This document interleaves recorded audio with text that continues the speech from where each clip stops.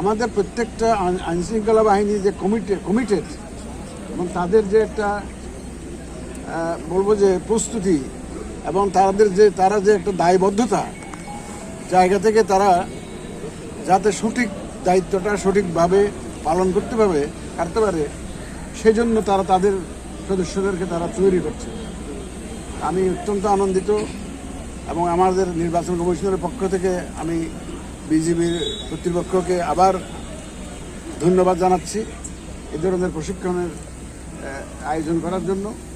এই প্রশিক্ষণ আমাদের নির্বাচনে বিশালভাবে একটা আমি বলবো যে প্রভাব ফেলবে এবং আইনশৃঙ্খলা রক্ষায় এটার একটা বিশাল প্রভাব থাকবে। আমি আশা করি এই সব আইনশৃঙ্খলা বাহিনী মিলে আমাদের সাংবাদিক ভাইয়েরা মিলে এই যে আমাদের প্রায় 13 কোটি ভোটার মিলে আমরা যে জাতিকে যে ওয়াদা দিয়েছি আমরা এই যে একটা সুন্দর সুষ্ঠু নিরপেক্ষ নির্বাচন উপহার দেওয়ার জন্য আমরা সেটা ইনশাল্লাহ সবাই মিলে ইনশাল্লাহ অর্জন করব এবং ডেলিভার করব।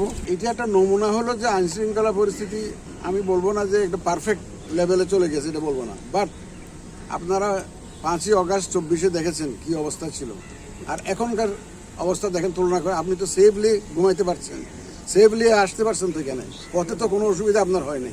তো সুতরাং যে যেন এটা তো আরো ইমপ্রুভ করবে গ্রাজুয়ালি এবং ভোট আস্তে আস্তে ভোটের তারিখ আসতে আসতে দেখবেন যে everything is falling in line এবং সব কিছু ঠিক হয়ে যাবে।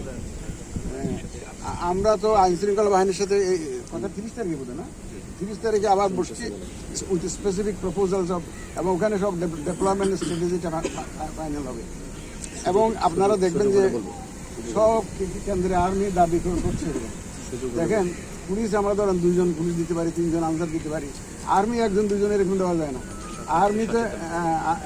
আর্মি তো তাদের একটা কন্টিনজেন্ট হিসেবে তারা মুভ করে।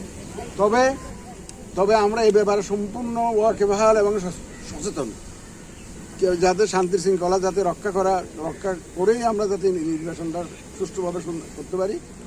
আর যারা প্রতিহত করার ঘোষণা দিচ্ছে যারা সব ধরনের ব্যবস্থা আমরা নিব যাতে কীভাবে সহযোগিতা লাগবে, আপনাদের সহযোগিতা লাগবে, সাংবাদিকদের সহযোগিতা লাগবে, দেশবাসীর সহযোগিতা লাগবে, ভোটারদের সহযোগিতা লাগবে। সবাই মিলে এই ধরনের সিচুয়েশন অনাকাঙ্ক্ষিত সিচুয়েশন আমরা প্রতিহত করব এবং ইনশাআল্লাহ অনাকাঙ্ক্ষিত সিচুয়েশন হবে না। মানুষ তো সবাই বুঝতেছে যে সবাই একটা সুন্দর নির্বাচন চায়।